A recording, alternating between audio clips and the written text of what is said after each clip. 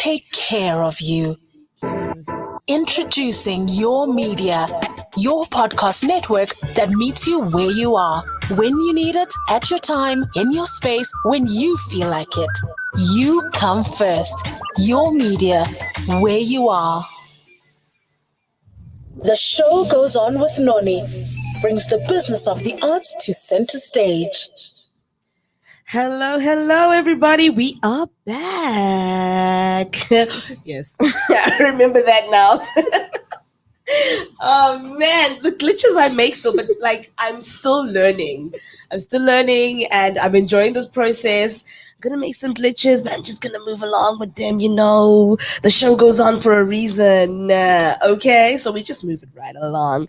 Welcome back. My name is Noni Mkonto, and you are tuned in to The Show Goes On with Noni on Your Media, hashtag where you are. And as per usual, I don't roll alone. I got my girl with me, Kunjani Tambazana. Hello. Kunjani. My smile. Because you are sitting next to a brother. Hello. It's not every day. It's not every day. It's not. What do you want? Feeling good. Yeah, what do you want? Feeling fresh. What do you understand? Hello. Hello. This is Balisa Robin. On The Show Goes On with Noni. I'm so happy to be here today. It's always a pleasure to do this, eh? Yeah, no. It's always a pleasure. I mean, I don't know how many times we're going to keep reminding the listener. The listener's going to be like, can you stop now? But we are so grateful because, you manifest the good things in life and they come true, guys. But you have to share with people that actually, want to see you thrive and want to see you do good. So I think we did the right thing, eh? And bring out the best in you. So how was your week? Oh, it's again. The one thing that I'm actually learning this week is how to be present. Yeah. I'm learning how to be present. I'm learning how to trust the process. You always hear this word, trust the process, the process. And you're like, what process? Everybody's talking about it until you're present. Then you understand that each and everything, little thing you're going through is a process, and you have to trust it because it brings out the good things that are supposed to happen in your life. Stunning. Before we get carried away, we need to introduce our guest today. So because he is sitting there and he's just like, I know in life you let ladies talk and you let them finish, you don't interrupt. Look at him looking around. He's just looking around like we're not talking about him. Today on the show we have Anthony Oseyemi. Oseyemi. Aha. Oseyemi. Did we say are we there? Oseyemi. Oh, even the way he says it, it's like Oseyemi. Hey, Africans, come on, Oseyemi. Yes. Oseyemi. Nice. For me, a popular face, a popular name in this country. I mean, I grew up watching your brilliance. Thank you for coming. Listen to me. I'm like, thank you for having me on the show. It's your show. Yes. That's how honored I am. But thank you for coming onto the show and thank you for your time. How are you? Very well. It's an absolute pleasure. Let the people know who you are. Anthony Oseyemi, guys. Yeah. Oseyemi. Anthony Oseyemi. But if you want the full package, yes, please. The government, the non-government ID, sanctioned one. So yes. Oluwakayode, Olutope, Olumide, Anthony Oseyemi. Gawa repa, guys. Can you hear like an African? Like I can hear the drums. Please say that again, but say it in a way that you would say your whole name, but very Oluwakayode, Olutope, Olumide, Anthony Oseyemi. I just got Can you feel the silence? I really just got tickled by all of that. Hey, the power is in the names. What does that all mean? The power is in the name. So I think the first part, because I did ask my mother. So Oluwakayode, firstborn, preeminent one. Oluwatope is peace be with you. Yeah. But don't quote me on that because I'm sure I hope there are some Yoruba out there who will be like, no, my friend, this is exactly what it means. Because I got my mother to literally write it down. So I knew what it meant for reference. It's on my machine at home. So every now and again, I'll be like, that's what your name means. It's part of you. Like this is from so-and-so in the family. This is from so-and-so and this is from so-and-so. So remember to try and honor the name, but also honor yourself in your Right? time and your space. You've just explained it, because some Love people that. will just be like, but why is it important for people to have a meaning to the name? Oh no, Right? it's a story. It's a story. You know, and I think I can't speak for the rest of the world, but in the continent, particularly Africa, our names are our stories and our histories in Yes. terms of our family and our ancestry. So yeah, it's always interesting to learn and know, because I think it's a really important part. I think so too, and I'm so glad you brought that up, and I'm so glad you said that, because I really think it's important for someone to know what their name means, what they've been given, at birth. Anthony, Tell me. you were born in Britain, Yes, London, Southeast. London Southeast, East Dulwich Hospital. and you've already let the listener know that you are of Nigerian descent. I am. How was that growing up in London? Interesting. And interesting. and being Interesting. Nigerian? Yeah. Hey, okay, one of my biggest ambitions, because I'm a creator like you, a filmmaker, an actor, producer, is to tell the story of my parents' migration to London. Yes. Because I think for many of us, it's the story of many, many people's parents, of the idea of going to a place, building a new life, a new beginning, starting a family, and creating something that provides legacy. Yeah. And I think it's really interesting that in this day, particularly from some of my generation, that we were born there, but we've come back to the continent Yes. to hang out and speak to our people and engage. And we may not necessarily be in countries of our actual origin, where it's interesting that we're drawn to other spaces that have similarities or connections historically. Yeah. Do you know what I'm saying? So it's very, very interesting. Because for me, the first time I saw South Africa, it was on the news, and I was still in single figures, and I was at my foster parents. And both my foster parents, they were white, so their understanding of the continent and its culture was slightly different from mine. You know, very God-fearing, very Christian, and they loved us, as you do, as your parents or those who look after you do, Yes. generally, if we're lucky in life.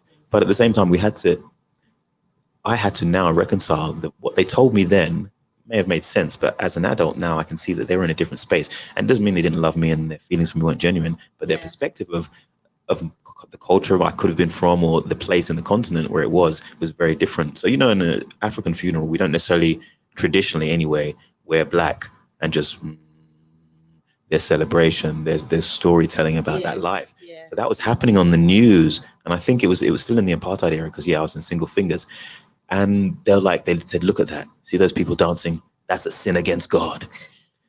Sure. And, now I put it into context, but then I was like, huh? What are you saying? What do you mean? They look like they're celebrating something, like they're happy. I get somebody's died there, but in the context, Celebrating life. yeah, The but life that the person lived. yeah, I didn't get it. But in the context of where they were coming from, where they had been raised, and the codifiers they had been given, it was a sinful thing. I was like, okay, but now I get it. It's not a sinful thing. There's nothing sinful about it. It's just a difference in culture, Yes. a difference in understanding. Exactly. I also guess it just takes a little bit of wanting to know, right? Being curious. Then you wouldn't be saying things that seem to jar the mind or confuse the child. And The child didn't get it, but the child now does get it, because he's in South Africa a good 30 plus years later, been living his life and growing. So yeah. So you started your career. You studied in London. and you started in theatre. Yeah. Because here you are in South Africa. You're mostly known for film. So how did it come about that? Was it the time that you saw South Africa on the screen, and you saw that celebration where the funeral was put out, and then you thought to yourself, I am a creative human. I love dance. I love music, I love acting, I love performing, I love being an artist. How did you know? Utu. No. That's not how things went. So you must Uti. So you must understand that my mother's like, you are going to be a doctor, a lawyer. Because I came from a family of accountants as well. So that was that process, and I resisted. I fought the creative arts with everything I had. Then I ended up in youth theatre. Then I ended up dropping 4 A levels for 2 A levels. Coming from a Nigerian family, that was not a thing. Yeah, ish. So in the 4th year in our secondary comprehensive school, we transition from doing the maths and the English and all that stuff, and you get an opportunity to choose the arts. I didn't choose the arts. I was my mother's child. I followed her religiously. What she said was going down. That was how it was. I mean, she was captain, I was lieutenant. Yeah. Ain't no messing about with that shit. Aye, captain. Right. So she was running the show. So then it got to the point where like these guys were like they'd chosen their 4th year production and they chose to do drama music and they wrote songs, but they weren't going to perform them. Okay. So they're like, Ant, can you help us out? I was like, yeah, man, I got my other classes to do. I don't want to do that, but I did. Yeah. And then I ended up being literally one of the stars of the 4th year production with my mother in the audience crying. But she wasn't crying out of pride, I realize now. It was the damning realization that her child was going to live in the arts. And I get traumatized from that, eh? She was like a parent's worst nightmare. She was just thinking. Everyone thought, your mother's so proud of you. I was like, you don't know shit.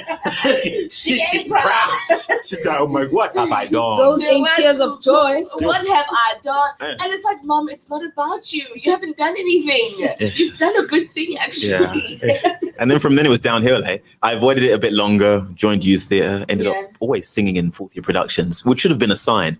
Like I'm on stage just making people's ears bleed with songs I've written or songs I'm covering. Oh, yeah? I actually remember now going back to primary school. Oh, my God. Yeah, right. So, guys, at primary school, I'd realize every couple of weeks I'd stand up and do some Michael Jackson song in front of the school. Yeah. Oh, my days, it was doomed from then. Oh, my days, it was doomed. Yeah, I blame MJ. That's what I'm saying. Blame it on the MJ. So, and then it just went on. University happened. I did graphics, art and design at college. I was like, no, you're not going to be an artist. Then I went and did a performing arts degree. And then I started a company with my mates who I was doing youth theatre with. And then it just spiraled. And how long did it take for your family to accept that? Yeah, not long. Because my mother realized, because I'm like my mother, pretty stubborn. Yeah. So once I suppose to be ish, that's my child there. After I realized that was the route I was going, and then she couldn't do much but support. But she's always saying, remember other things and don't be solely focused on that. It's good, but just watch your career and how you develop and save money and, do all the things mothers say and, jump in the pool with a swimming cap. I'm like, yeah, I'm with you, Mom. I'm with you 100%. You know what I'm saying? That was code for any of you out there who didn't get what I just said. But yeah. Look after yourself and you can look after everybody else. You know what I'm saying? Yeah. It's all good. All right, so she eventually came around. Yeah. And Dad, was he? Well, Dad wasn't in the picture. I had a bit of an absentee father. Okay. And you know what? Things happen in life. Story of our days of our lives. Unfortunately, but we kind of, when I was younger, it annoyed me a little bit. Yeah. But then as you grow up and you navigate the world for yourself as an adult, you realize how difficult some things can be, whether it be your relationships, your faith, your social circle, your choice of work, how you wake up in the morning, what you eat, all these little different things. You're like, yeah. Then you live it and you're like, okay, I get what happened to you, Pops. I don't agree or condone the things you did, but I understand and I can let that go. You get older, right? You start understanding. Yeah. Because life happens. Yeah. Because life happens. It's real. That is amazing. And you've got a BA degree in performing arts. Yeah. Love that thing. Barely escaped with it though. Made it just through the skin of your teeth. Yeah. Sometimes I'll say this also. Sometimes when you've got talent, you forget to work hard. Don't forget to work hard, guys. Your talent. Everybody's got talent, eh?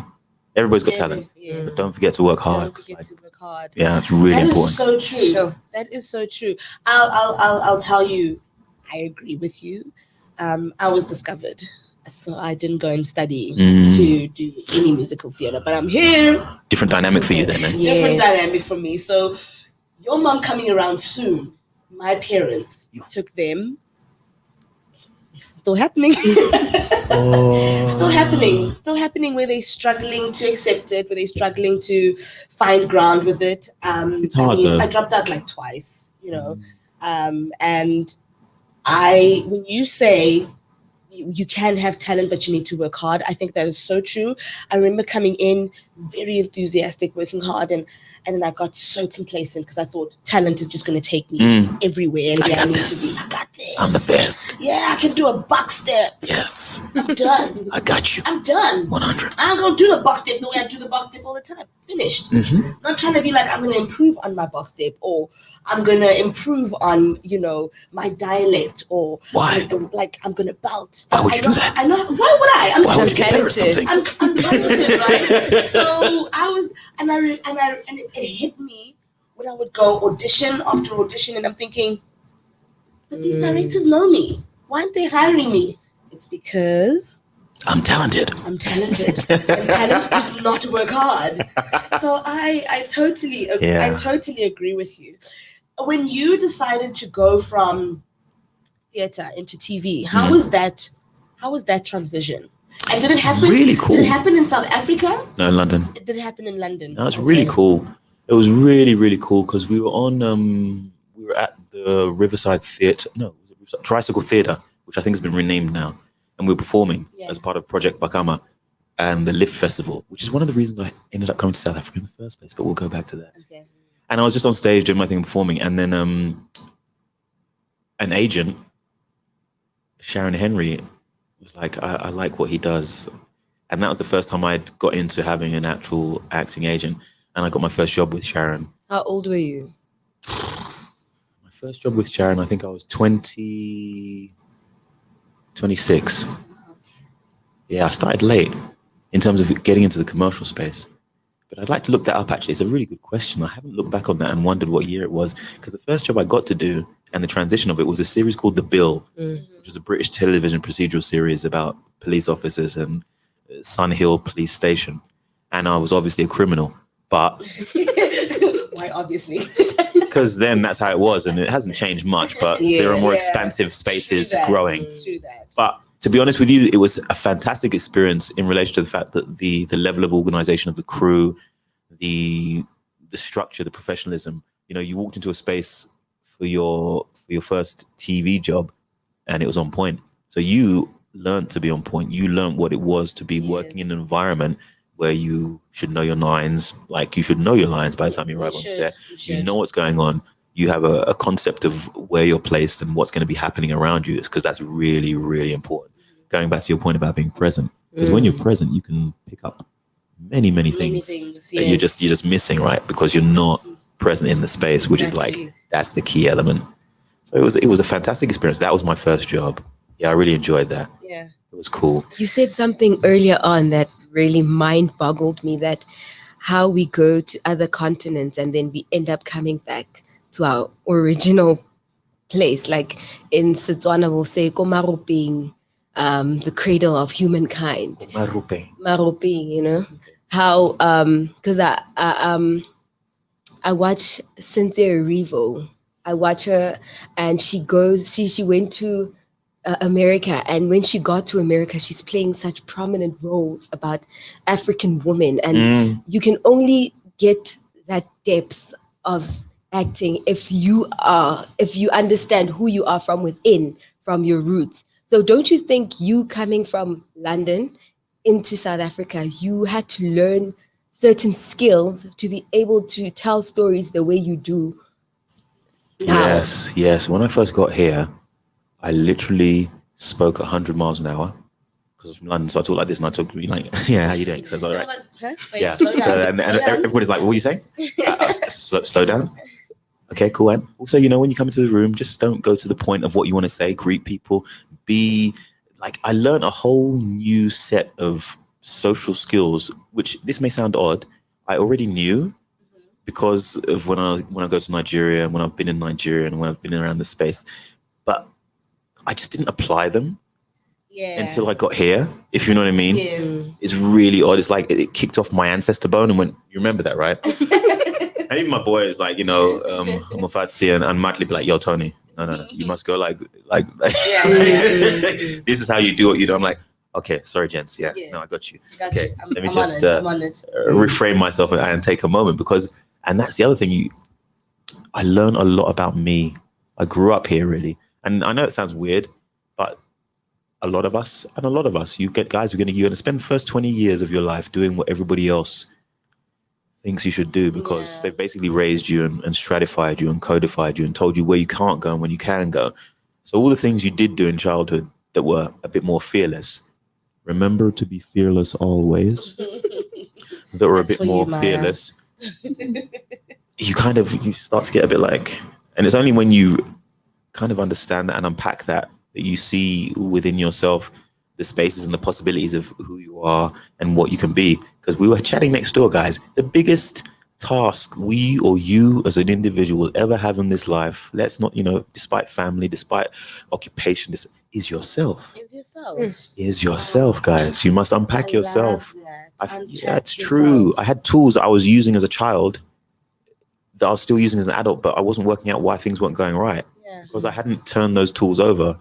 I hadn't gone, that doesn't work anymore, and recognized why it doesn't work and what it was at the time at childhood.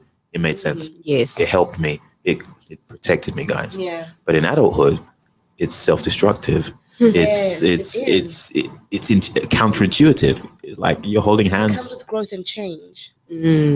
Comes with growth and change. So if you don't grow and if you don't change, you become a frustrated human being. I love that. I love that. The little challenges, eh? It's amazing. Those are some good challenges. So how different was it to work in London, transition, come down to South Africa and work here? How were you able to sustain your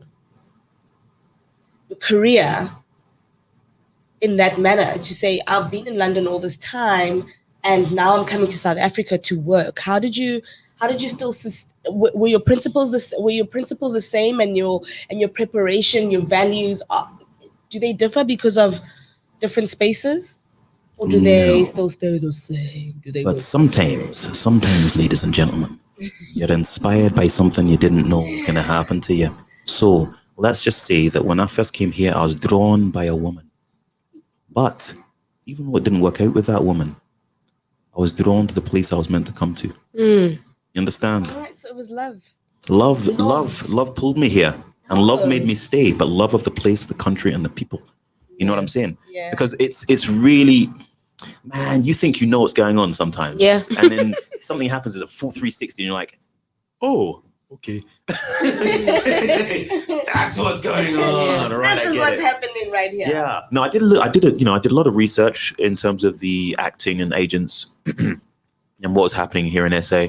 And also I found out that, because you don't know, like when we first arrived here, we had this very specific idea of what we were. And then we met other people our age, living life the way we were, with all the same concerns and issues that we had. So our scope went from this narrow-minded. We're from London, right? So we're So we know what's going on, mate. Don't even come that way. You know what I'm saying? International, bro. Yeah. Going to the motherland and being international. Yeah. What you speak African, right? You speak African. Well, so what is it? Wait, mate. So have you, like, if I'm in Africa, right? Yeah. Is a zebra going to walk around the back of your yard? No. Africa is a continent. You don't live in the zoo. Hello. No. It's not a zoo. What's going on? It's not the Kruger National. We, as some of us, even though we had black skin, had that mentality as well. Because, you're raised in a different space. Your parents, they take you, and they want to keep that culture in you. But then you go to school and you hang out with everybody else. Yes, so there's a lot of other things happening. So, yeah, there was a lot of that research, and I knew when I was coming also because I was just happy and confident to come into the space and see what's up. And I knew international films happen out here, and I knew that the level of production out here matched anywhere in the world. I already knew it because, guys, SA has been shooting maybe over the last 30, 40 years. I'm not sure about my percentages, but I'd say, back when I first arrived, guys were shooting 10 to 15% of world cinema here. Do you know what I mean? Because of all the co-productions and the fact that the country can double for a lot of different places. So I always knew the technical aspect of the work and the space was going to be good. What was interesting for me was meeting the different dynamics of actors and performer. Because, the Brits, they drill us, No. I think it speaks for itself if you look at kind of the world cinema, world production, Brits, black or white, massively underpin the entertainment industry in terms of the way they work, how they've worked. Because you're like, that's not somebody, they're from Britain, because you can hear And so we craft hard. But what was different for me when I got here was the way stories were told, the way performance happened. Don't get me wrong, obviously there's a mean average. Proscenium arch stage, 16.9. These are the standard aspects of what we do as creatives, but there are other nuances to it that are infused with where you're from. The how part in it. You said something. You said we were black because of the color of our skin. For me, that's so deep. Like, we were black because of the color of our skin. Not because of who we are, what we've learned, or what we were going through, but because of the color of our skin. So how did you, coming from London, coming to South Africa, how did you learn to be a black person without forgetting about the color? Well, that's interesting, because now here's another thing. This might knock you. Your perception might change a bit. So in London, like I said, you're black. That's what defines you. Then and now, in some cases, let's not pretend we've advanced further than we have. But the point is, that same conversation, guys, still happened here. White people, foreigner, okay, accent, from color community, hey, what's up? Black community, yes, they do. It's true. It's true. Me, black person, going, what did I do? I was checking I was still black at that point. I was like, I am. What? It doesn't come off. Sorry, guys, I don't speak, but but I am. Because it took a while. Which is unfortunate, eh? No, it's not unfortunate, yes, but also a reflection of that thing where, as Africans, as black people, all the talk we know is Africa as a continent. Our level of connection to each other and our understanding of each other is just as disparate as anybody in the world. Does that ever affect your career as an actor, though? I don't think so. People looking at you and saying, "Oh, were you stereotyped? Were you able to get out and branch out into other characters, or were you always stereotyped when you have to go land a job?" No, I've been really blessed. Like, that's amazing. The variation of characters I've played have also been really good, because they've also reflected parts of my soul, part of who I am as a human being. So it's always been really good. I played Duke in Shooting Stars, and that was a lot of fun, because his conversation was literally my conversation, guys. Right. Getting acceptance, being understood within a community where I'm not necessarily from that community, coming in as a foreigner. So, it was fantastically interesting that the show I was on was literally a microcosm of my life and my bedding down and my roots here in SA. But also coming to SA made me much more adventurous and appreciative of when I went back to Nigeria. Very odd. Because I've always, you go back home because mum dragged you. But mum drags you a lot, right? Yeah. So everywhere. It changes at some point, don't worry. But never get fresh, no matter how old you get. I tell you, I got fresh one time with my mother in the store. 22. I was 22. I went, bah! And her hand went, bah! At light speed in the store, guys. In the store. And all I did was like, she reminded me of the truth. I'm like, shh. Slow your roll, my brother.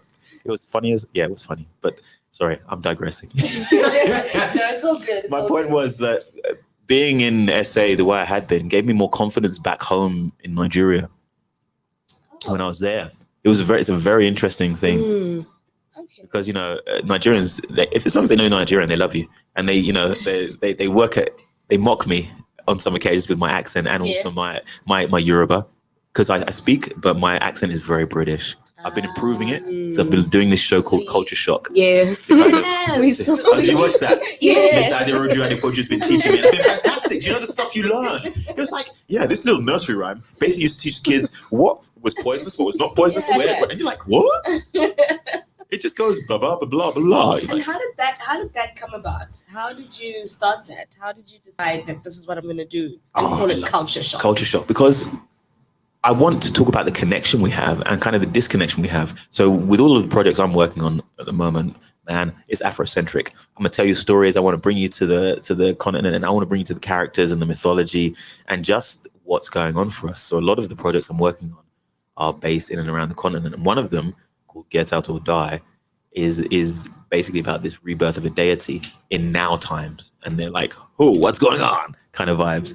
So, and a lot of that is set in the Yoruba culture. So I want to improve my language learning skills, my ability to understand it and speak it. Because you know that thing, talent without hard work goes nowhere. Yeah. I basically learned to speak Yoruba by talking to my mother, and it shows because I haven't continued to improve it. But when I do the lessons with Mr. Aderoju Adepoju and we record them, I can hear the level going up. And we haven't recorded for about 2 months now because of work. And I can hear that my level's gone down. Because I was talking to my mum on the phone. I was going, yeah. And I was looking for a word that I didn't have to look for a couple of months ago. I was like, yeah, what about? And then I went to English. I was like, yeah, no, yeah. Then I went back to Yoruba. I was like, yeah, no, yeah.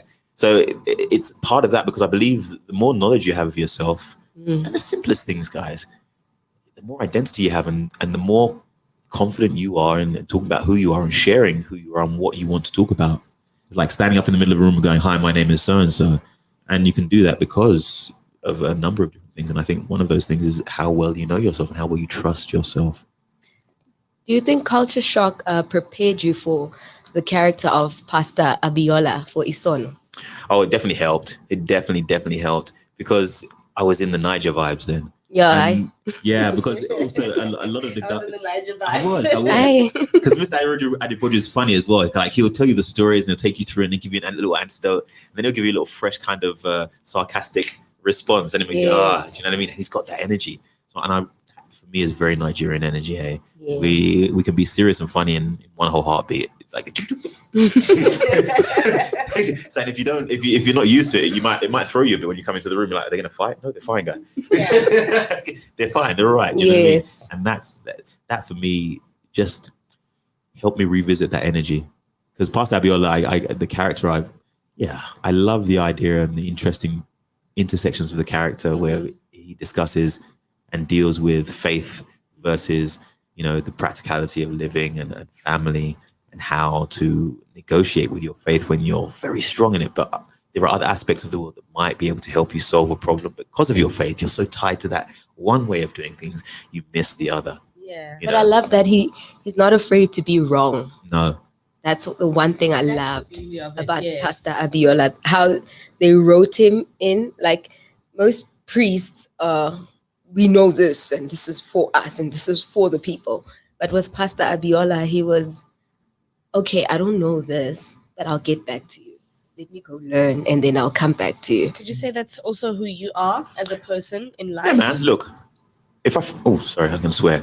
If I make a mistake and somebody points it out to me, I'll always acknowledge it because you can't.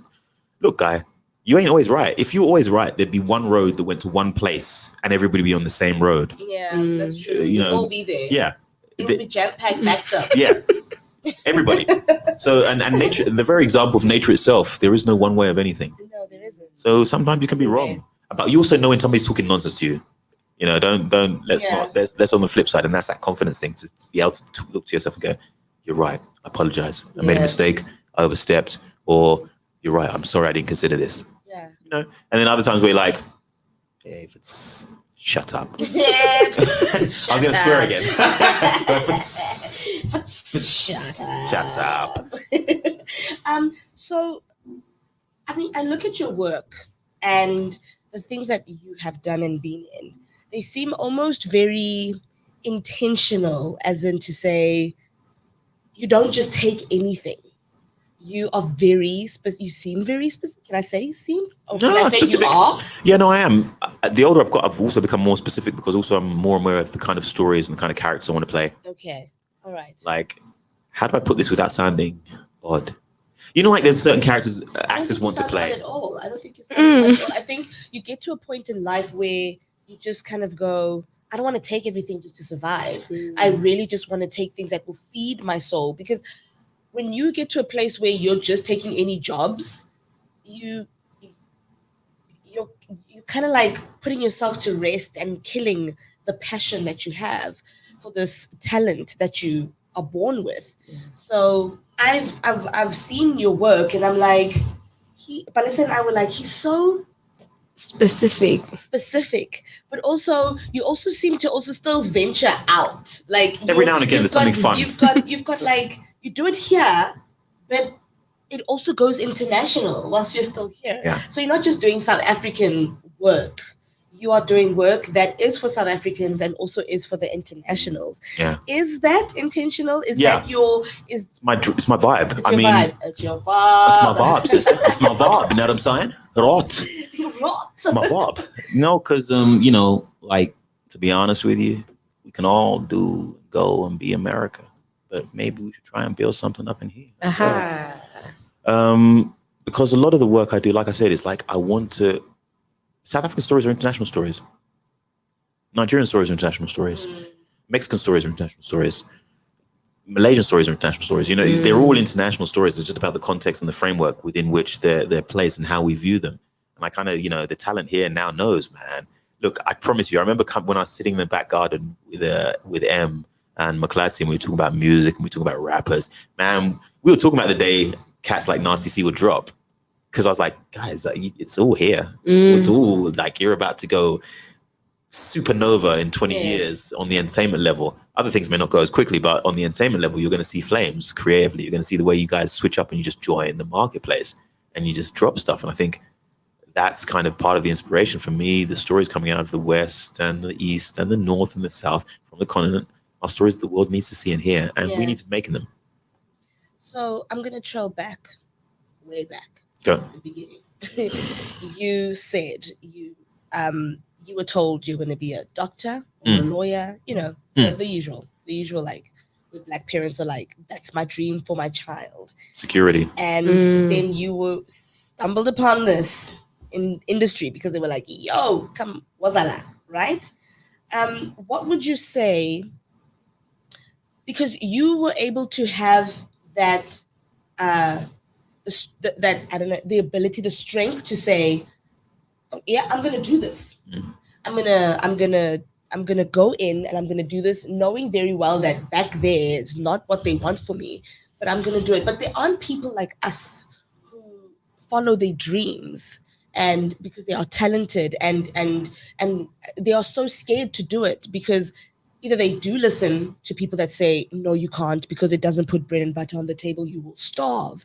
Or no, there are drugs, sex and alcohol there. It's just a mess. What do you say to those people at, in their 30s who still can make, because it's never too late, right? It's never too late to... If you're alive and breathing, it can be done. Yeah, it can be done. So what do you say anything for those people who have the desire to still do it and want to, but are very reluctant to even try? Honestly, listen, man, it's now or never. I understand and I fully comprehend it, because we will have those moments, but pick something that you want to do.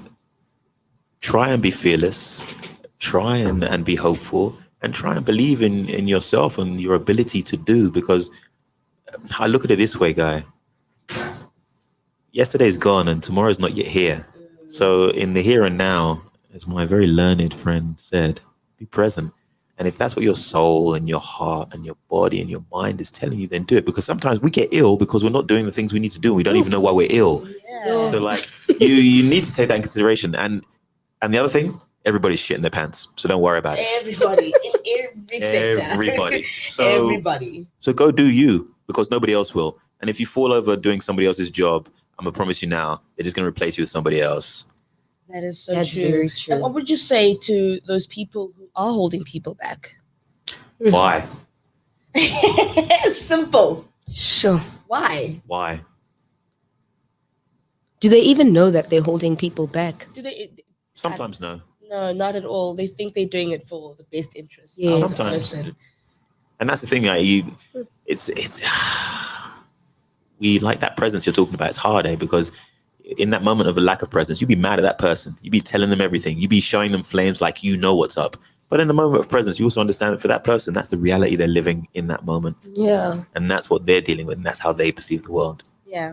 Noni said something in our first ever episode, and she's like, if you see your child breaking stuff and putting them together, or dancing, or singing, or doing whatever, look at that child and be like, I think I have an engineer here. Yeah. I wanted this child to be a doctor, but hey, look at her or look at him breaking things. I mean, just because ujiva amapiano and and it looks like gyrating. Don't just look at that. Don't just look at the booty hops and the banzula footworks. There is something behind that, right? Yeah. And I don't disagree. there's something that can come from it. It's the ability to be inventive and be confident, guys. All of you out there who are doing the creative, you're entrepreneurs. So like you have to look at it like that. And I will say this for those of you in the business, guys, just because we're in the business and doing entertainment doesn't mean you can't learn to understand business. With that said, Cool. how important is it to see yourself as the business? And do you wait for your agent? Do you wait for your management? I used to.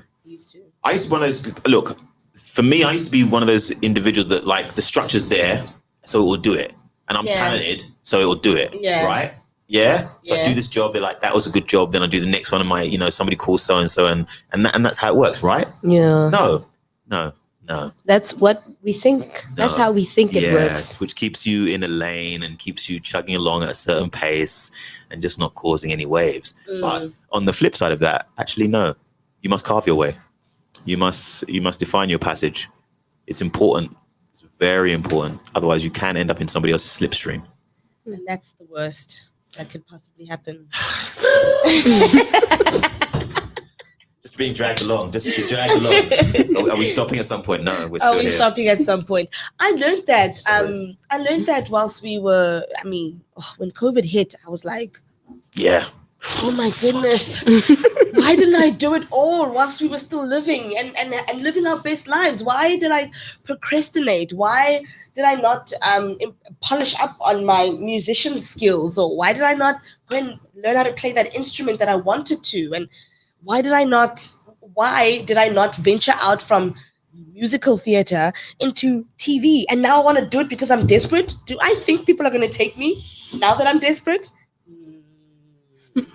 They might take me for... People take it for a ride financially. Yes, now that you're desperate. Yeah. During the COVID, during the pandemic, they will take you for a ride. Yeah. And they will pay you not your worth, but what they think. And there's always somebody else. And it's always somebody else, right?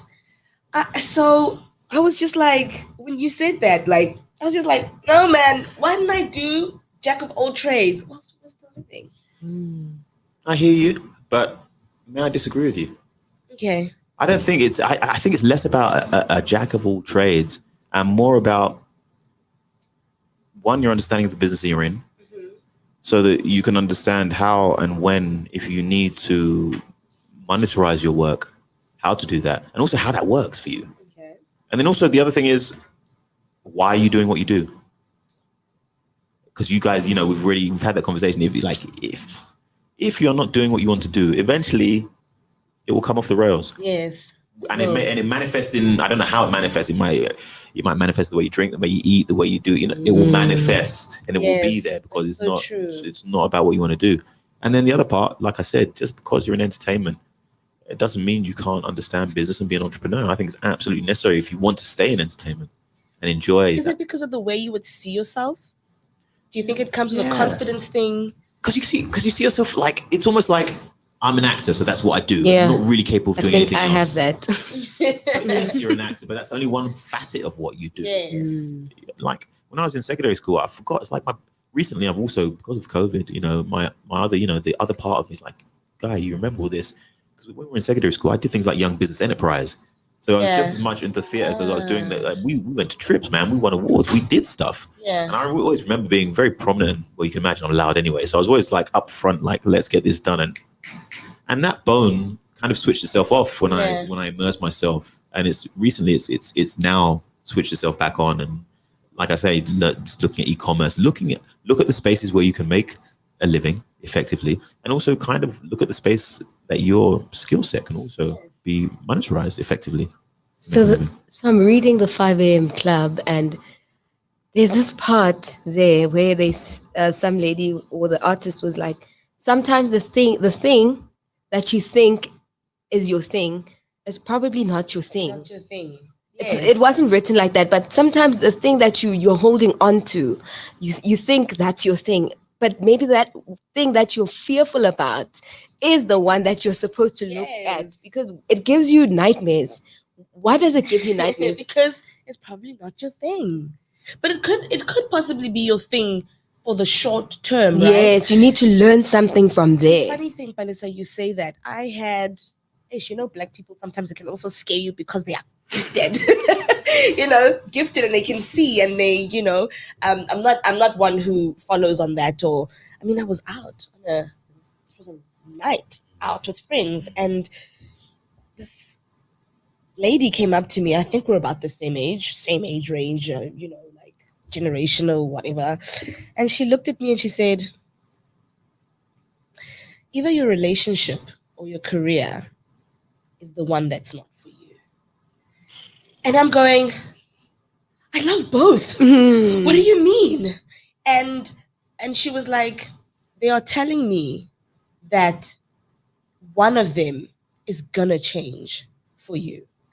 And I thought, and because there was no elaboration on that, I sat down and I thought to myself, what is happening? Do I have to give up one of them? Do I have to listen to her? But she was in my head for a month, and I was like, she doesn't even know me. I was having a cocktail and I was on a happy cloud 9. Yeah. And she just came up to me on a random night out. I didn't go ask her. And I just said to myself, I went, okay, be smart.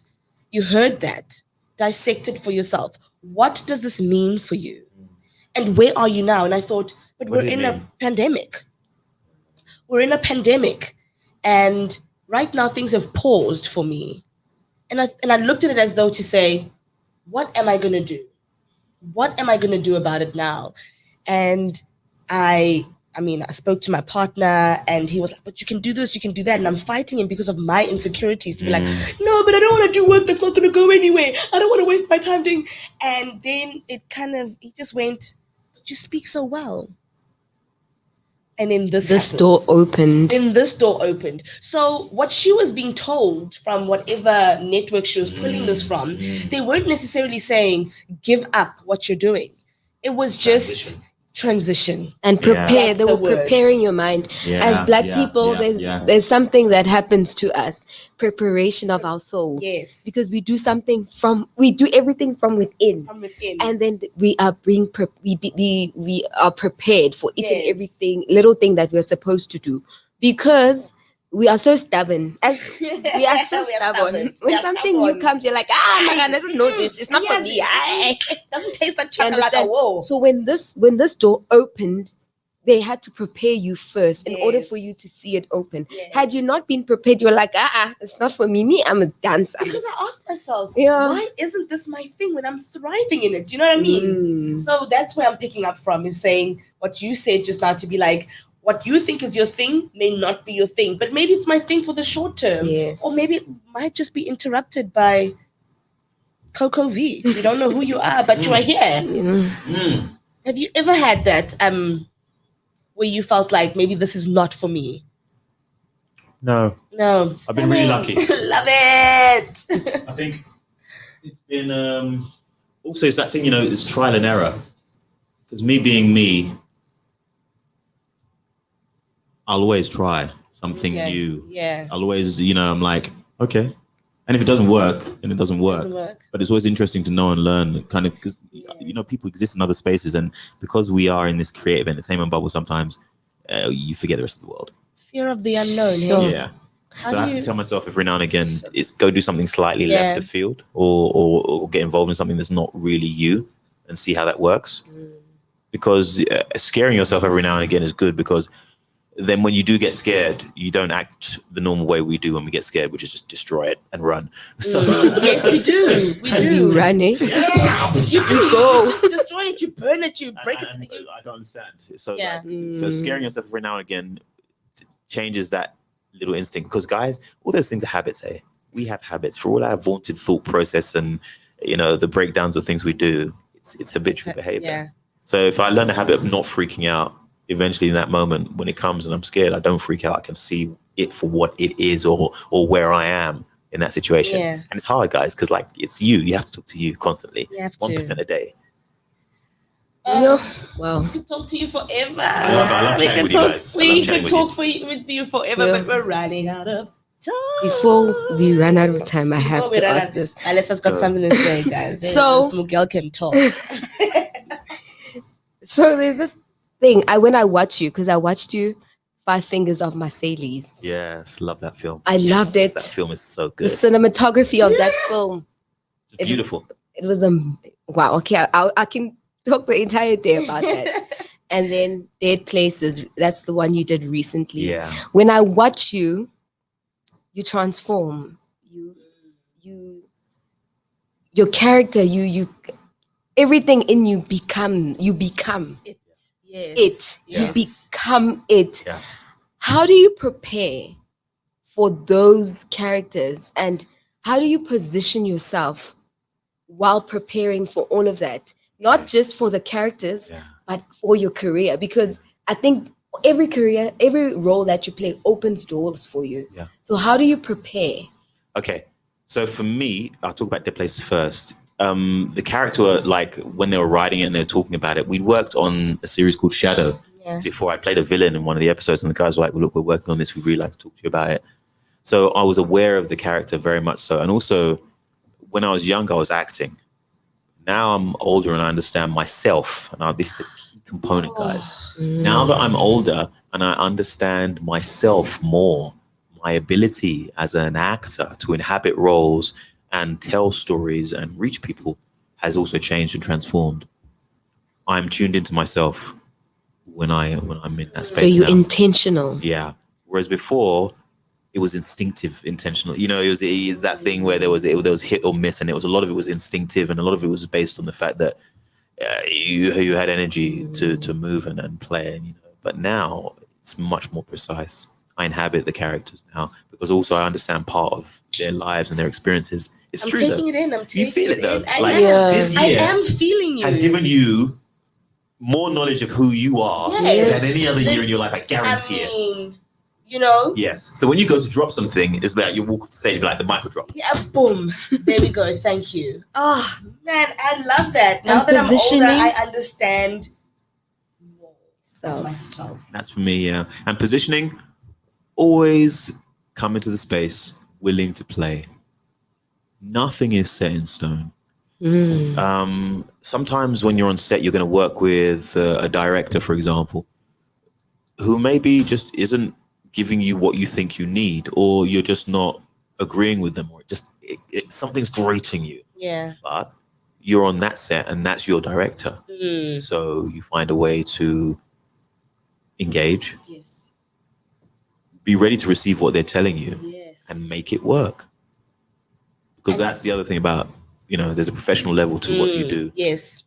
That's And how you stay hired yeah. too. It's word of Yeah. mouth. It is Yeah. word of mouth. Nothing wrong with passion, guys. There's nothing wrong with disagreeing with the director as long as you can make an eloquent argument and an understanding and perception that you know what you're talking about within the greater context of what you're talking about. And good directors always know that. Always know. Melissa, what are you? you're a multi-talented artist. Whisper at I me. have so much questions, and I'm so like, focused. Noni, We cannot- ask. We normally do this so well. Sorry, when we guys. communicate and we're writing and we're sliding But the it's pad disrupting and the we're vibe just here. like, but not today. It's like, Tony Bomb! What did you do? Why did you do it? Noni is like, okay, I'm here to listen today, but let's stop it. I am feeding off of this man today. I'm getting superpowers right now. I am. Yes. So you're a journalist. As I read in your bio, it says journalist, music producer, filmmaker, hey batung, actor. That's why Gay Trigger, he's in every. Yo, how do you build a sustainable career and remain grounded? By falling over a good couple of times, getting backhanded in the face so that you understand where you are. And it happens. Also, I'm not a trained journalist. Not a trained writer, but not a trained journalist. Mm. Thank you for the accolade. I would love to be a journalist. I think those guys, they are beasts. Those guys that go out seeking the truth. Fearless. Yeah. You're really seeking the truth. I'm not talking about the clickbait motherfuckers. So Sorry. Really. Hey, boo, Right speak along. your mind. Speak your mind, just let's go. I'm coming here again. Let's get it. I'm just gonna make some noise and shit. But like, Yes, please. you stay grounded in the reality. So let me tell you, like, there have been times where work has not been forthcoming. Yeah. So you either invent yourself, or you sit there and wait, or you make use of your time. So let me tell you, this is what happens for me. Times when I haven't worked, I've worked in the hospitality business. Times when I haven't worked as an actor, I've crewed. I've been an AD. I've been a PA. Done unit, I've done it. I know the industry I'm in. So like there are times where you just have to find a space and do what needs to be done in order for you to get to your objective. Yeah. And it's not always going to be what you wanted it to be, But or you've what you always think it should stuck be. within the arts. You've never ventured out of it. Anytime haven't been on screen or on stage, Okay, so my work outside the arts has been mainly, and it's even arts based and related. So, for example, at one point I worked in a school for autism in London, which was a blessing just to be part of. It was really hard. It was really hard, but it taught me a lot, and also gave me a great appreciation for the variety of people and humanness and personalities that we can possess, especially when they can't communicate. They're not communicating the same way you do. And you have to find that space and make that space to engage and understand. You know what I mean? It's amazing. I'm very passionate about R&D, research and development, environmental studies. Yes. Like for me, I've spent the last decade kind of researching where I'm going to go business-wise in terms of plugging into that and making sure that we have a continent to come back to. So like that's where I'm at on a non-artistic level, but I must be honest, I'll probably tie the arts into it somewhere, because I know that the power of entertainment can make awareness tenfold. Anthony Oseyemi. I got it. Yes, we are there. Oh, thank you so much. It's been. We need to have you back. I feel like we're not done. We're not done. No, we're gonna come back and talk some more. We're not done. We're talk some more, guys. We're so not done. There's so much more. It's gonna be a series, guys. There's so much more I want to ask. A series. I like it. I've got so much, and you are giving so much. You are. I mean, one question and then you give a whole encyclopedia. Me, I love people like you because I don't have to. Don't forget so much shut up. Dig it out. Oh, are you shy? What? No, I said don't forget to say shut up. You're talking too much, but no, talk because we love it. But we've run out of time, and it's been so amazing to have you. Thank you so much. Thank you for joining us. Yeah, Balissa pulled the string, guys. Like I when I thought, I was like, no, this guy's gonna be way too busy for us. We're too little, we're too tiny. There's no such thing, guys. But you came here, you came through for us, and you showed up for us, and I really appreciate that. Thank you for having me.